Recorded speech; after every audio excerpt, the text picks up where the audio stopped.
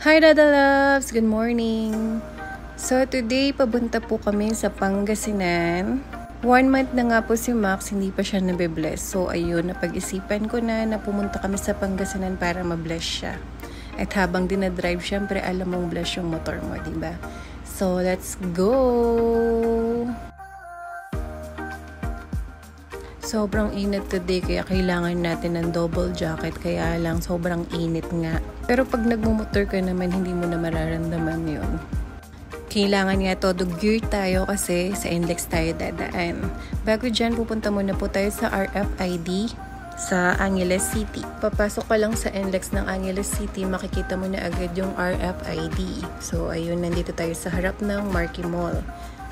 Ang bilis lang pong magpagawa ng RFID. So, ayan nga si Kuya. Shout out do sa kanya. Akala niya sikat ako na vlogger. Charot.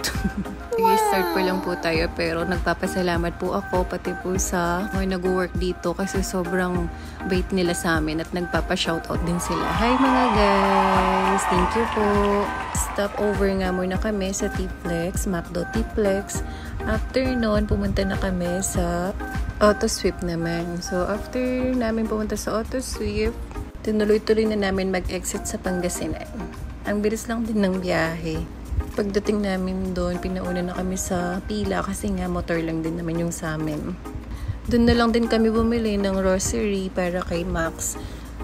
Tapos, nag-start na rin agad yung second blessing. Sakto din yung oras na pagpunta namin doon kasi pagkapili namin, pinapasok kami agad. Tapos, i-bless na din agad yung mga sasakyan. After nag-bless, pumunta din kami sa parking space muna. Tapos, nag-mass na din kami.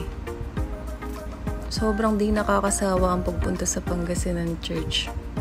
Kasi dito pa lang sa pagpunta mo, bless ka na rin. Ang dami kong prenay eh. Sabi ko nga sa kasama ko, pwede bang mag-picture after nito dun sa harap mismo. Anyway, maraming salamat sa panonood. Thank you guys. Bye!